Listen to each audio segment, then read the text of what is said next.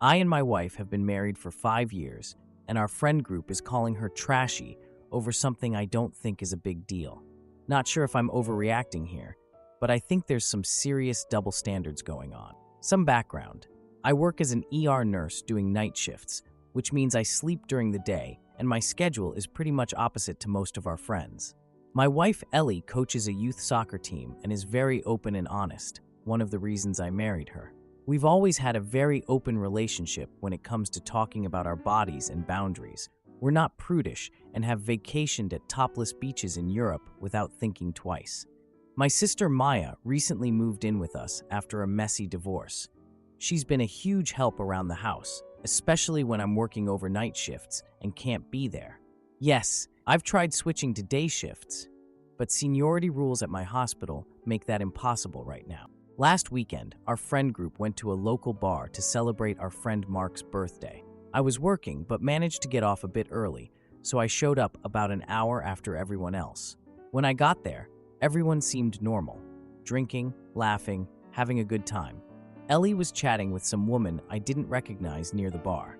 Later that night, when we got home, Ellie mentioned that this woman had complimented her outfit, and they got to talking about piercings. Ellie has had nipple piercings for years, and when the woman mentioned she was thinking about getting them but was worried about pain and healing, Ellie offered to share her experience. The woman asked if she could see how they looked, and Ellie briefly showed her in a quiet corner of the bar. I thought nothing of it. Like I said, we've been topless beaches and never sexualized that kind of stuff. It was a woman asking another woman about a body modification for informational purposes. The next morning, my phone started blowing up with messages. Our friend Trevor was calling Ellie trashy and saying I needed to get my house in order. Several other guys from our friend group were messaging too, with varying levels of concern about Ellie's behavior and suggestions that I wasn't controlling my wife. I was confused by the reaction. I responded that it was Ellie's body and her choice to show her piercings to someone who asked about them in a non-sexual context. It was a brief, private interaction between two women discussing body modifications. Trevor's response was what really got to me. He said my permissiveness would give ideas to other wives in the friend group and damage our group dynamic. I'm permissive because I don't consider my wife's body my property to control. My sister Maya overheard me talking to Ellie about the messages and suggested I reconsider these friendships. She pointed out that this reeked of toxic masculinity and double standards, and honestly, she's probably right. We're supposed to have a Sunday league soccer game this weekend, and I'm going to have to face these guys. It's more complicated because Ellie coaches a youth team that includes children of some of these same friends. I'm worried this situation is going to blow up and affect her coaching position too. I decided to call Mark to get his take on the situation. He seemed uncomfortable talking about it, but said that while he personally didn't think it was a big deal, Trevor had been going on and on about it to everyone. Apparently, Trevor had made it sound like Ellie had stripped in the middle of the bar, rather than briefly showing her piercings to one woman in a discreet corner. This whole situation feels ridiculous. Ellie and I have been part of this friend group for years. We've gone on vacations together, been to each other's weddings, helped each other move apartments, and now suddenly, this one incident has everyone questioning our character. It makes no sense. What makes this weirder is that our friend group has never been particularly conservative. We go to beach parties together in the summer where everyone's in swimwear, we've done hot tub gatherings, and no one bats an eye. But suddenly Ellie showing another woman her piercings in a private conversation is crossing some line? Yesterday, Ellie showed me texts she'd received from two of the wives in our group. They were asking if she often showed her body parts to strangers and suggesting it might be inappropriate for someone coaching children. I could tell she was trying not to cry. Ellie has been coaching that youth team for 3 years, and she's amazing with the kids. The idea that she's somehow unfit because she briefly showed another adult woman her piercings in a completely non-sexual context is absurd.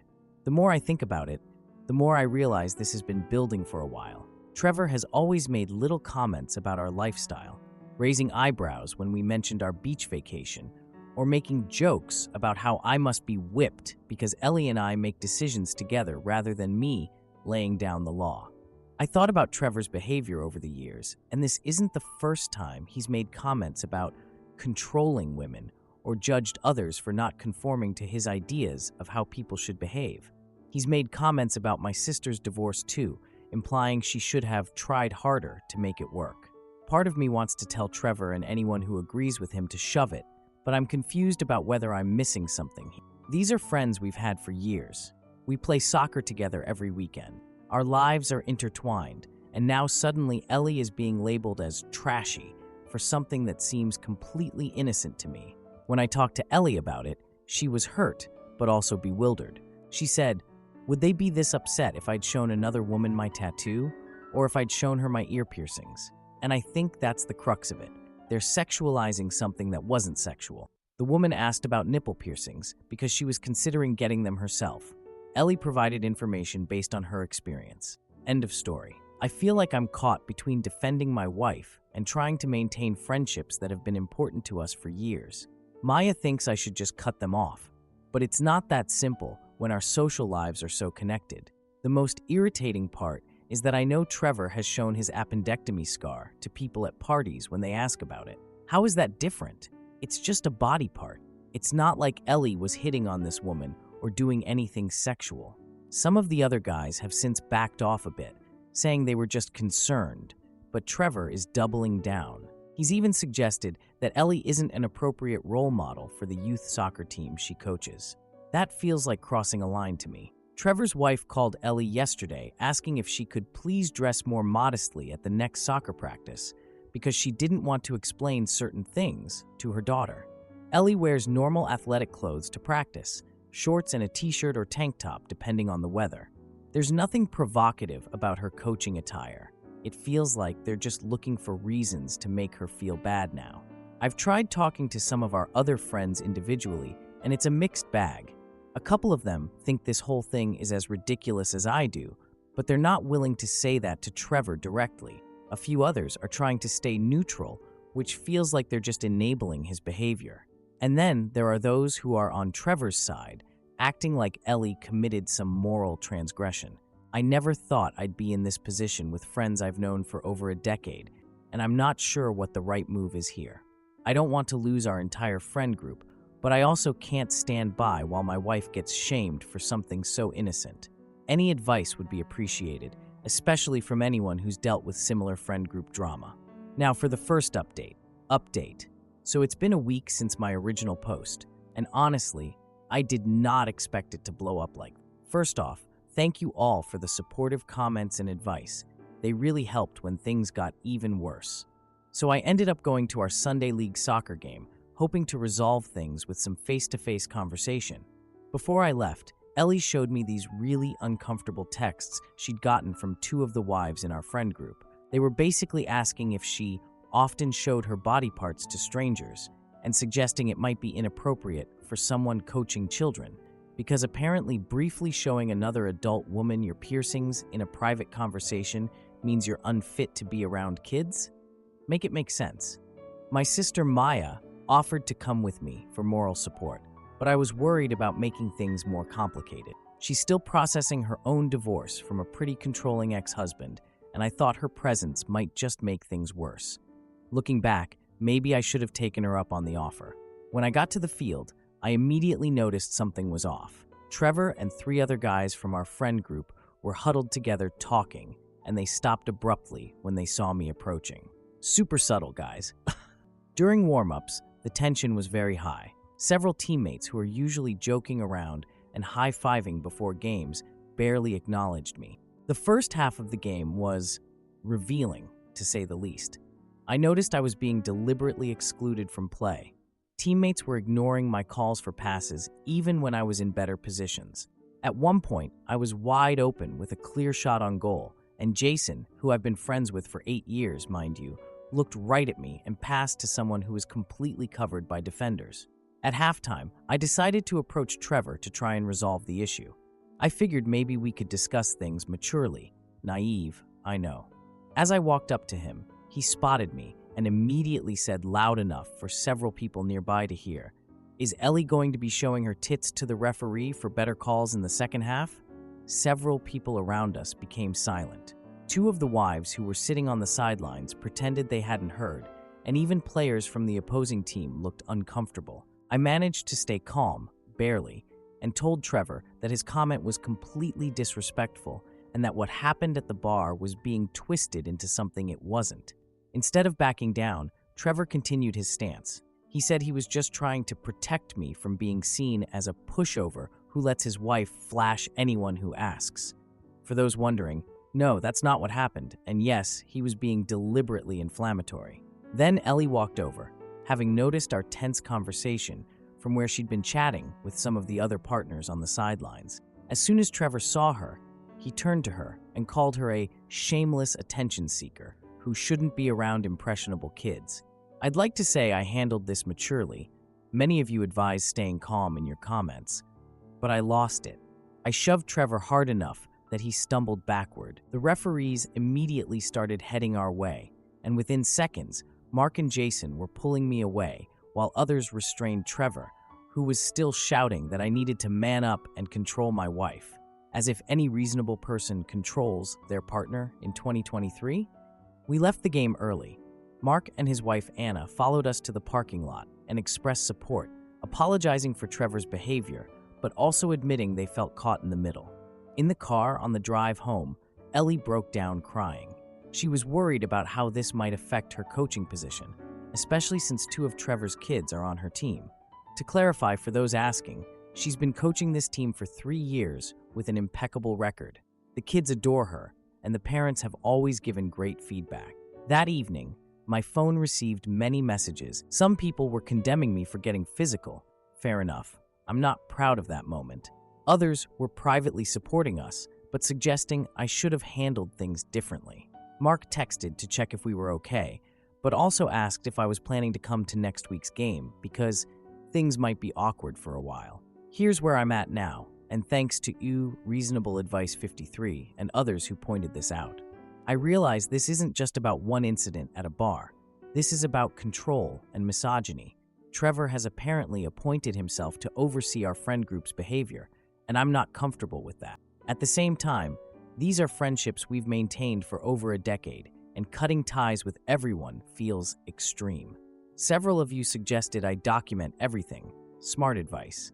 I've been taking screenshots of all the texts and saving them, just in case things escalate further with Ellie's coaching position. I'm also concerned about the Sunday League. I love playing soccer, and this has been my main social outlet with my weird work schedule.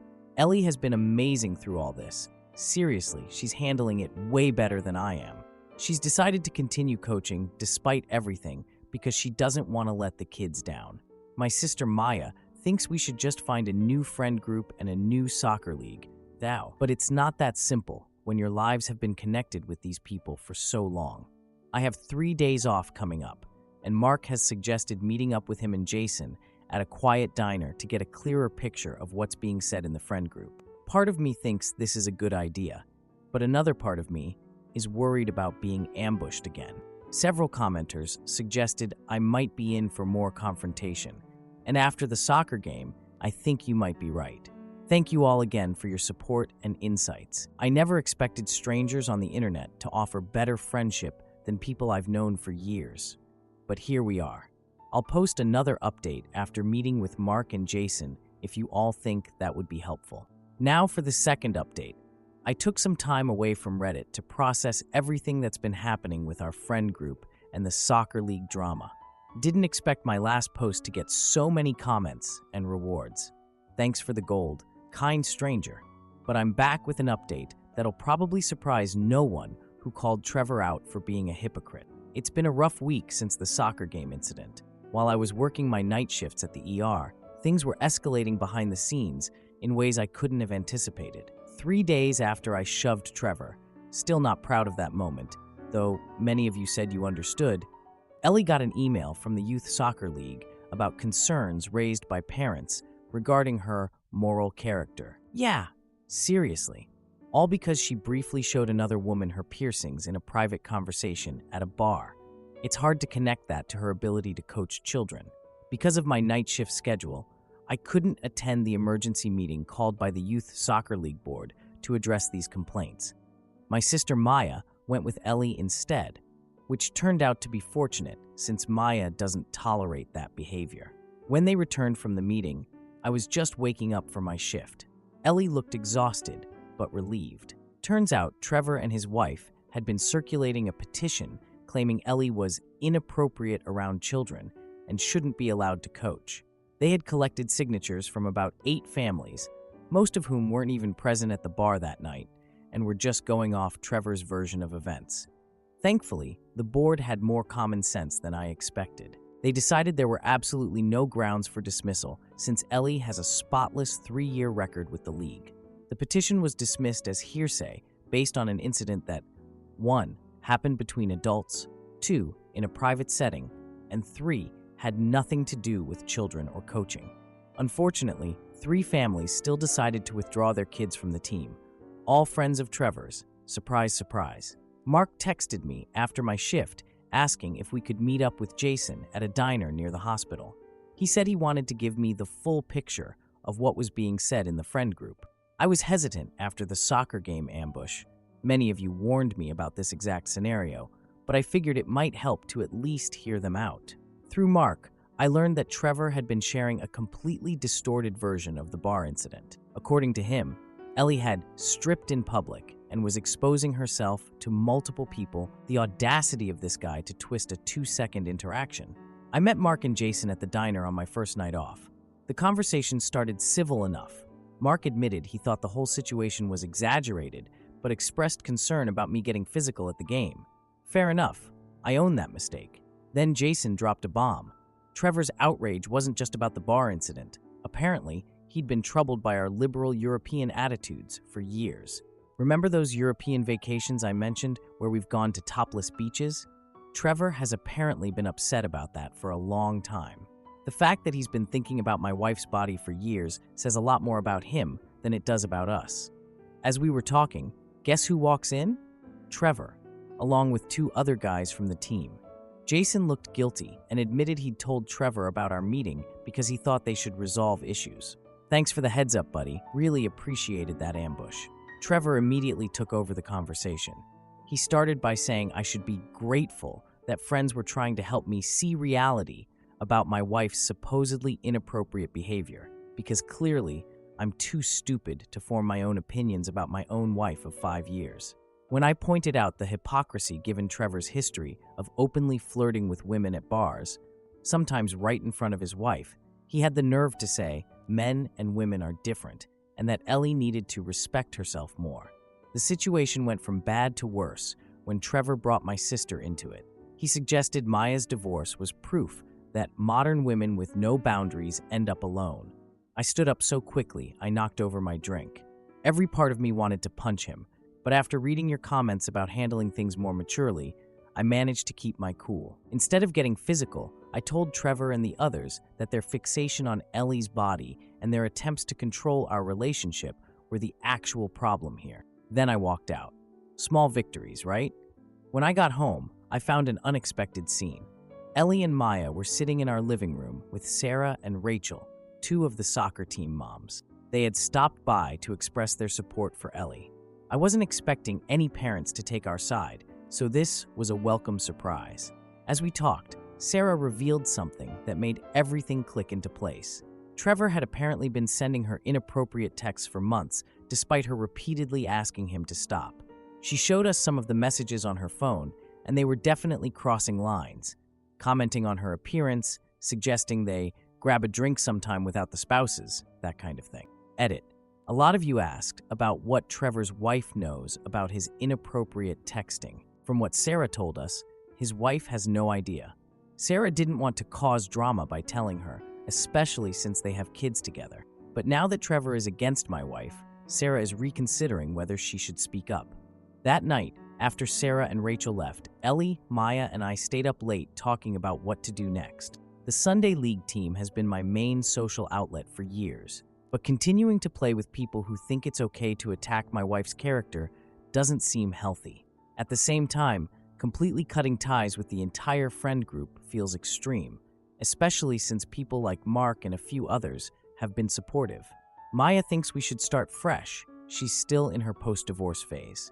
Ellie, ever the reasonable one, suggested we could maintain relationships with those who've shown support while creating healthy distance from Trevor and his enablers. I'm torn between these approaches, especially since soccer has been such an important outlet for my mental health after draining ER shifts. I know many of you suggested documentation, and we've been keeping records of everything. The petition, the texts between Trevor and Sarah, the emails from the soccer league. If things escalate further, we'll be prepared. Part of me wants to just walk away from this toxic friend group altogether and find a new Sunday league to join. But another part of me knows these are decade-long friendships, and I feel like I need to see this through to some kind of resolution. Now for the final update. Final update on the Trevor Soccer League drama. Well, that was quite the conclusion. Hey everyone, I'm back with what's probably the last update on this whole soccer/friend group fiasco. After all your amazing advice on my previous posts, seriously, you guys are the real MVPs, I wanted to share how everything finally played out. So after that night at the diner, where we discovered Trevor had been sending inappropriate texts to Sarah, Ellie, Maya, and I spent a lot of time talking about what to do next. We ultimately decided that instead of just walking away from everyone, we'd try to salvage the relationships worth keeping. We decided to host a backyard barbecue the following weekend, only inviting people who'd been supportive throughout this mess. Maya suggested we also invite some of Ellie's colleagues and a few of my fellow nurses to help rebuild our social circle. My sister really is brilliant sometimes. Don't tell her I said that, though. The day before our barbecue, I checked my email during my lunch break at the hospital. Trevor had sent this lengthy, unhinged email to me, CCing several mutual friends. The subject line was evidence of inappropriate behavior. Yes, in all caps, because apparently the caps lock button conveys moral superiority. The email contained several photos from our European vacations showing Ellie at beaches where topless sunbathing is completely normal. How he got these photos is beyond creepy. Must have saved them from old Facebook albums or something. He wrote this long, self-righteous paragraph about how these were proof of a pattern of exhibitionist behavior and claimed it was his moral duty to protect the children in the soccer league. Then came the ultimatum, saying I needed to publicly admit Ellie had acted inappropriately at the bar and ensure she would behave more modestly going forward, or he would forward these vacation photos to the Youth Soccer League board and parents. Who does this guy think he is? Instead of responding to his email, I forwarded it to my friend Jen, who happens to be a lawyer. She called me within an hour, absolutely livid. She confirmed what I suspected. Sharing those photos in the manner Trevor was threatening could constitute harassment and possibly even revenge porn, depending on the context. She drafted a brief legal assessment that I could show Trevor, explaining the potential consequences. I decided to address this head-on at the next soccer practice, where Trevor would be dropping off his kids. I printed copies of both his threatening email and Jen's legal assessment and headed to the field with Ellie. Not gonna lie, I was nervous as hell, but also determined not to let this guy intimidate us anymore. When we spotted Trevor in the parking lot, I approached him calmly, handing him the papers. His face went from smug to confused as he realized what he was looking at. When I explained that his threats could have legal consequences, he actually laughed, calling them empty threats and saying no one would take our side. Then, he did what I expected. He started loudly announcing to nearby parents that they should know what kind of person was coaching their children. He began describing the bar incident, but in this completely exaggerated version where Ellie was supposedly stripping in public. What happened next was something I never could have orchestrated. Sarah, who was dropping off her daughter, walked over. She looked terrified but determined. She pulled out her phone and said, "If we're talking about inappropriate behavior, maybe everyone should see these." She showed the screen to the small crowd that had gathered, displaying Trevor's messages asking about her workout routine, commenting on her appearance, and suggesting they grab a drink sometime, just us. Messages he'd sent after she had repeatedly asked him to stop. Then another mom stepped forward, then another, each with screenshots of similar messages from Trevor. One mom even had messages from just 2 days ago, sent while he was supposedly at a guy's bowling night. The bowling alley had been closed for renovations that week. The absolute best part? Trevor's wife was there dropping off their daughter. Her face as she glimpsed some of the messages on the phones, I almost felt bad for her. Almost. She snatched one of the phones and scrolled through the messages, her expression shifting from confusion to hurt to absolute fury. The Youth Soccer League president, who happened to be there for her own kids' practice, stepped in and told Trevor his behavior was unacceptable and asked him to leave the premises immediately. Shout out to that lady for handling it so professionally when the rest of us were just standing there in shock. Trevor's face turned this alarming shade of red I've only seen on patients with severe hypertension. He first tried claiming the messages were taken out of context, the classic defense, then pivoted to blaming me for orchestrating a smear campaign before finally storming off to his car. His wife followed him, and from what the other parents could hear, she wasn't exactly speaking in her indoor voice. The aftermath over the next few days was fascinating. 5 different friends who had initially sided with Trevor reached out to apologize. 2 admitted they'd only taken his side because he was so convincing and they didn't want to be his next target. At least they were honest about their cowardice. Our barbecue went ahead as planned, and it was honestly the most relaxed social gathering we'd had in years. Mark and his wife Anna brought an amazing potato salad, and several of my hospital colleagues hit it off with Ellie's soccer parents. My sister Maya even exchanged numbers with one of my coworkers, a happy side development no one saw coming. Not everyone came around, of course. 3 couples from the old friend group still maintain that, regardless of Trevor's behavior, they find Ellie's comfort with her body to be concerning. We've decided that's totally fine. We don't need those relationships anyway. We gained free time and had less drama. The Sunday League team is actually thriving now that the toxic elements are gone. We've added some new players, including Sarah's brother and 2 guys from my hospital, and the vibe is completely different. I've actually started enjoying soccer again instead of dreading the social dynamics. As for Trevor, we heard through the grapevine that his wife is staying with her sister while they work things out. He's been removed from the parent volunteer committee at the soccer league, and several people have blocked him on social media. Not gonna lie, it feels like things have balanced out in the end. Edit. Forgot to mention that Trevor's wife called Ellie last week to apologize for believing her husband's version of events. She asked a lot of questions about the other women he'd been messaging and seemed to be building her case for what sounds like an impending divorce. They're apparently in counseling, but from the tone of her voice, Ellie said it sounded more like pre-divorce formality than reconciliation. Not our business anymore, but interesting development nonetheless. For those wondering about Ellie's coaching position, she's still going strong. The league actually asked her to take on another team since one of the other coaches had to step down due to work commitments. The kids adore her, and several parents have told her they appreciate her straightforward approach to teaching both skills and sportsmanship.